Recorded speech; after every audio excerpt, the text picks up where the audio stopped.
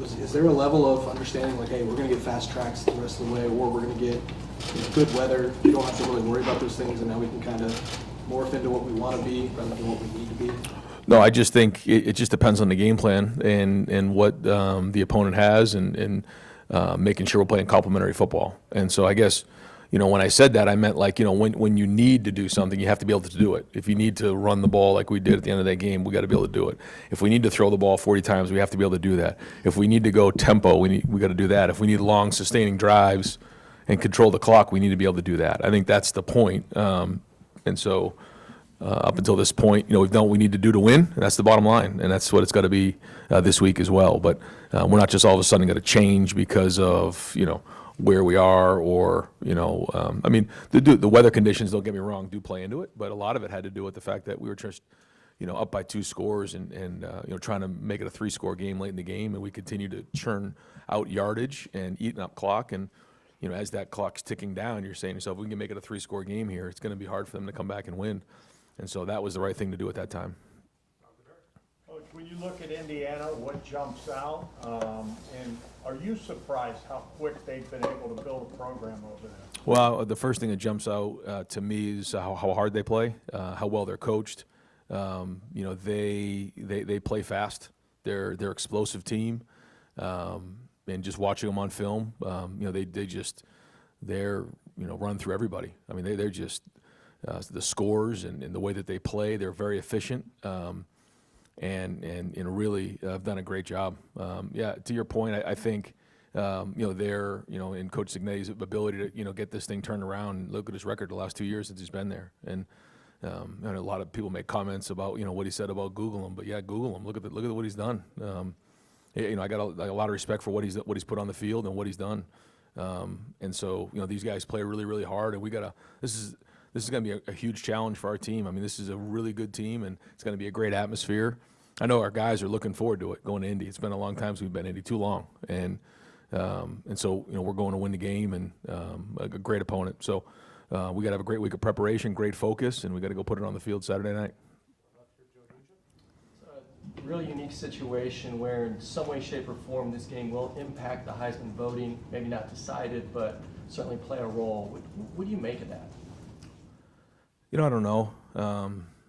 It's a great award that's been around for a long time. I think there's probably an argument to be made somewhere along the line that, maybe they should wait to see how the whole season plays out before they decide.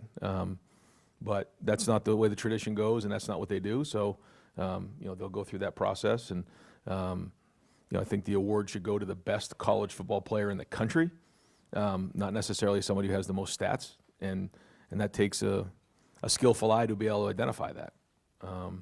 But I've been very fortunate. I went when I was young, when Ron Dane won it, and got a chance to the Downtown Athletic Club to go and experience what that was like. Drew Brees, I think, was one of the finalists at the time. And even as a young person, it was just such a great experience for me to meet people like Steve Spurrier and some of the former Hopalong Cassidy and some of the former guys who were there at the time. And I remember walking around with a football and having all these like football greats sign the football. And I went home and I had it in my room for such a long time. And now for me to go with some of our players is it's an honor. It's a great award. It has a great tradition, and so fortunate to have some of our guys in the mix again this year. You guys had the decision to decline the penalty when Michigan was on offense last week. What goes into it? Is it just feel for the game? Do you have someone with analytics who's kind of telling you what the right move is? Kind of what goes into a decision like that? Yeah, we do. We have some analytics that we use as a reference. That's not the decision maker. Ultimately, I'm the final decision maker on that, but I do take a lot into consideration, certainly off what the analytics say, but then also what Matt was thinking on that play, and so we kind of decide what we want to do. And we felt like in that moment right there, it was the right thing to do to decline it and play third down and get off the field.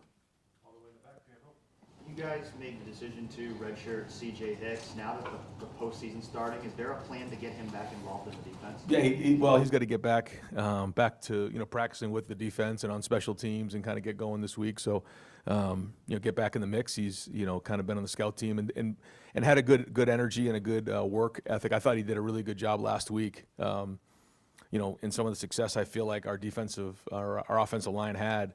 against their edge rushers was some of the work that CJ did against our tackles. Gave great effort, had a good attitude this whole run. So, we'll get him back out in the field and figure out where he may fit in. Right, did Davison have to do any extra for his penalty taken off, or is clutching the game with interception good enough that you get a pass on that? He gets a pass on that, but no more passes. But it was just kind of one of those things where we have to show great discipline and let our emotions not play with us. But I just think in that moment it was just an outburst of just excitement, and, sort of genuine. So we did run one extra sprint, I guess, on Sunday for it, but it was a big play and a big spot and 4th down, and clinched the game, being up 3 scores, and so. But I thought, again, just with everything that was going on, all the emotion that went into before, during, and then after, as a whole, I thought we handled it like men. This stretch run you went through last year, knowing that there's a balance between celebrating each game and quickly moving on, how do you handle the emotions of that? Obviously, you guys had such a quick turnaround coming from that huge win. Now you have to go play the number 2 team in the country. Well, that you referenced last year. We went from Indiana to up north to the 4 of those playoff games, and then we opened up the season with Texas. I mean, you're talking. I know that was a long stretch there, but my point is like back to back monster games. Well, here we go. We're back in it now. We're back into these monster games, and the challenge for our team is now can we do it back to back weeks, and regroup, reload, and get back after it this week and continue with the same routine. The good news for us, we're going to keep our same routine that we have for a road game. We're going to travel on Friday, get there, and treat it just like any other week. But it is, it's a huge challenge. And first off, the opponent, but just the fact that you have back-to-back weeks here now. So everybo's got to be on their A game. Brian, Indiana's offense and kind of the way they do their RPO stuff is giving people a lot of trouble. I'm curious just how that conflict with kind of what the linebackers need to see and what they need to do, how much that really kind of impacts things, and whether seeing it last year helps Sonny and our going through it. Yeah, different team, similar attack. Some things that are different. I think Mendoza's playing at a very, very high level right now. And to your point, they do a great job in a lot of different areas. They execute at a high level. The RPOs are a big part of what they do. They put a lot of players in conflict, run-pass conflict. That's what an RPO is, run-pass option. And so it forces guys to play it straight, where if you're running the ball and just throwing drop-back pass, it's a lot easier for, like you said, the linebackers to recognize run, I'm playing the run, pass, I'm playing the pass. This one here puts those guys in conflict, and they do as good a job as anybody in the country at running those plays. Right, in addition to what Bo Jackson did on the ground and even in the pass game as well, he had some pass protection. Has he started to evolve into that complete running back? I know he played his most snaps of the Well, that's it. Yeah, he played his most snaps. I think that was probably the most telling part of all of it. I thought he had a really big explosive run for us early in the game, and that was big. I know that we've all, been working on that, and for that to show up late in the season the way it did, you start to see him really grow into the role. He picked up some guys in protection. I'm sure you saw that. But to me, it was the workload that he was able to manage in that game and handle in that game. Graded out a champion, and so hats off to Coach Laughlin and to Bo and that whole room, because again, it's a build up towards that season. Towards that game, but it's everybody in the room, because Bo probably wouldn't have been able to do that if he didn't have the other guys in the room. It's been a group effort in that room, and it's going to continue to be. But in that moment, he sort of had the hot hand, and we went with Bo. Active eBay account, because that football might be worth a lot of money. Which football? The Heisman signed football. Oh. Might be good NIL. Yeah, I don't know where that ball is, and I don't have an eBay account now. You said eBay, that's a throwback. It still exists. I know you don't get out of the building much, but it still exists. Last year, Will kind of became the standard of what I think a lot of people that watch Ohio State is like, this is what a quarterback has to be. And Julian, personality-wise, seems so different throughout the spring and summer, and now you start to see he's exactly right for this team. What makes Julian's personality the right fit? Because it seems like he's just so comfortable and unfazed by everything, but like at times I think that can maybe be off-putting. It's almost like, oh, he's too too calm? I think as a quarterback, one of the things you have to do is that there's certain things that are non-negotiables. And then there's certain things that you have to make sure that you're doing that's authentic to you. I think it's sort of like maybe being a head coach, But for a quarterback, I mean, the first thing is you have to have command. If you don't have command of everything that's going on, if the guys in that huddle don't know that you know exactly what's going on, then it's just, you lose trust. And so that competency is like really high level. He's very intelligent. And that's one thing that he probably got a chance to watch with Will.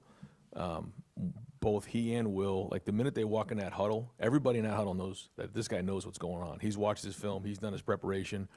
Some of these calls that we have are long calls, and he rips them off. And like, I get more fired up sometimes about the play call when we break the huddle than anything else. I mean, he does a great job with that. And he has his routine. You watch him. He walks out of the huddle. He gets his mind straight, gets the call, walks into the huddle, gives the information. They break the huddle, and then he has his post-snap routine, and he goes through it. And it's just very methodical the way he does it.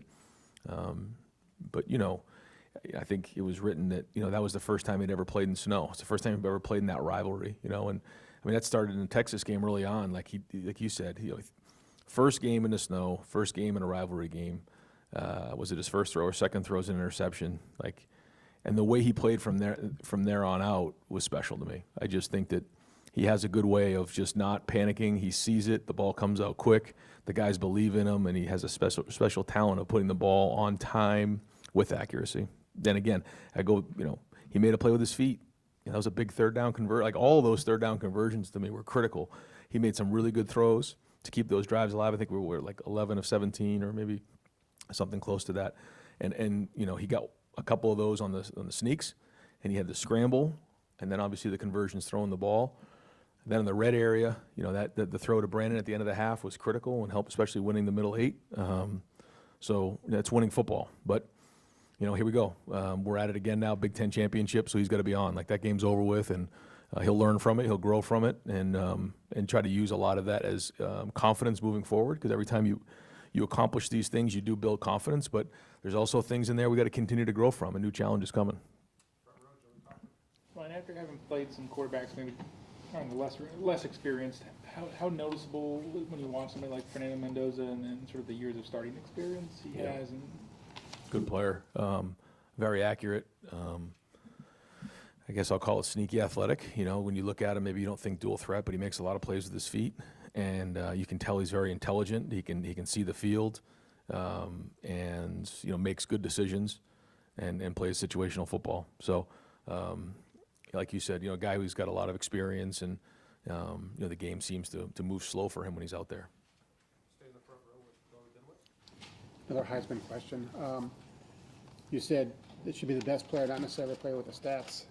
You could make a case it's Jeremiah Smith if that's the way you look at it. I mean, if you had a vote, I'm putting you on the spot here, if you had a vote, you got two legitimate contenders, who would you pick? And in terms of Julian, how have you seen him grow the most, I guess? I'd vote for them both, so don't get me in trouble, Bill. And I put Carnell right there, too. I mean, these guys are tight. Caleb Downs be right in there.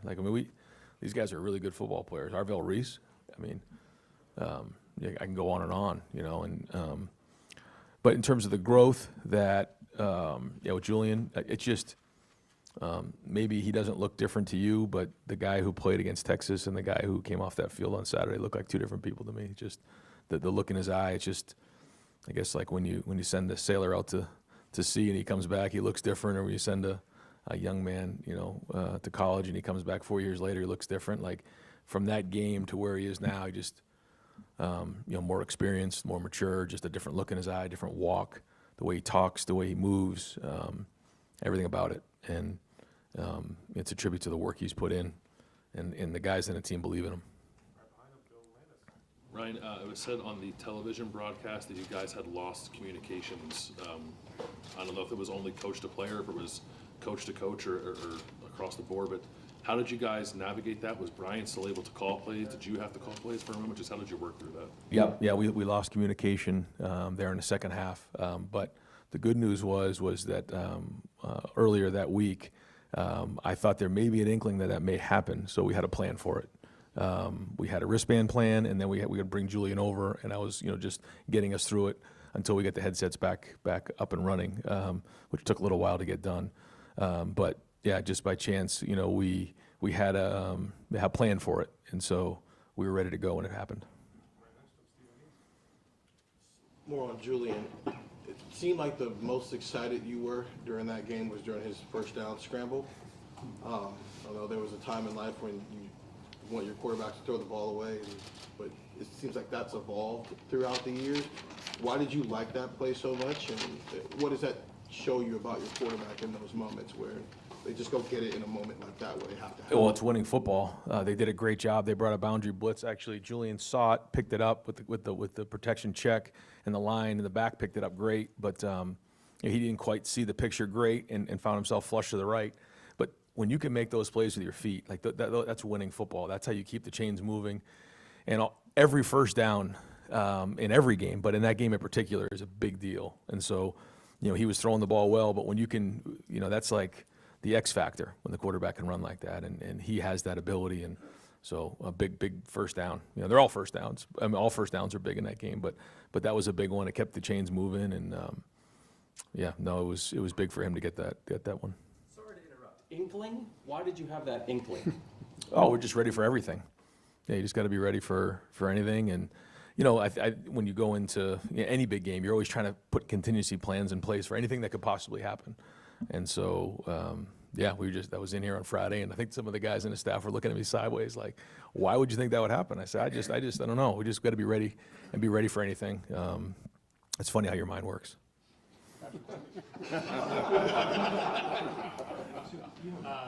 Ryan, you mentioned the Big Ten Championship game earlier, and some of the players were talking about the opportunity, even last week, the opportunity to get to Indy. Why is this such a big deal? Maybe even beyond just, hey, we have a chance to win a trophy we haven't won in a while. It seems like this has been on their minds after maybe last year. Yeah, we wanted to get to Indy, and certainly that was something that these guys haven't done. They haven't been there, haven't played in this game before, and it's an electric atmosphere. It's a great venue. And so these guys want this opportunity, and this was on the list of our goals every year. And you can go 11-0 and then have the biggest games of the year show up, and now here we go. Now we got a chance to get some hardware, and so there's a lot at stake here. There's a Big Ten Championship at stake. Being the one seed in the CFP. There's a lot at stake. So our guys are going to have a great week of practice, locked in, and know this is a big step forward as we look to finish out the season the way we want to get it done. There's been a lot of talk about playing these games now that there's this longer playoff, and I know you've been asked about it before, but now that you're about to go do it before a playoff, do you have more thoughts on if this is the right way to go about it? No, not right now.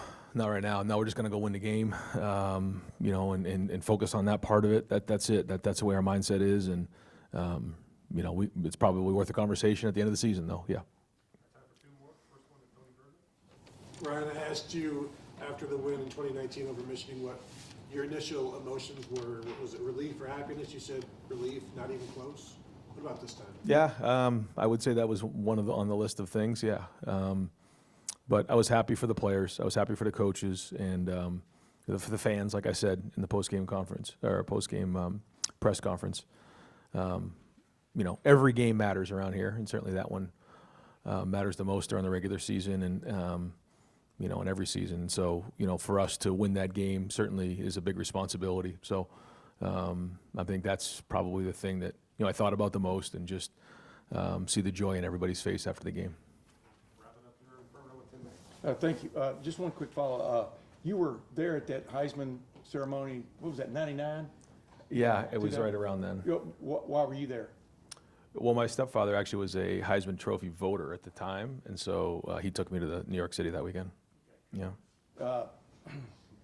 Last week you used a great analogy, because I've covered auto racing forever. You talk about nitrous and then regular fuel. Yeah. Would you say that Carnell and Jeremiah are nitrous? How would you describe them? Because they do make the car look like it's running even faster sometimes. I mean, when Julian's out there and stuff. I mean, yeah. What was it like to see them out there on the field again, and what it brought to the aura of the situation? Yeah. Well, first off, when those guys are on the field, they make everybody on the field better. Everybody, from the tackle to the guard to the tight end to the running back, because of the plays they make and because how they affect the defense. If you think you're just going to have one guy on them the whole game, it's going to be a challenge. There's no question. I think that's no mystery. But to me, for those guys, it's also like a mindset for the whole offense and the whole team. When you see them walk out, it just gives everybody a certain level of confidence because they know how special players they are. Yep. Did that go into why you called the first 2 play calls that you guys called? It was just, we talk about those things over and over again, and we felt like it was the right thing to do at the time. It didn't work, but they're all good plays, and but you gotta execute them, So yeah. So they came out of the game like we're in a better place now than we were last week. So looking for a full week of work and go from there. Yeah. Thanks, guys.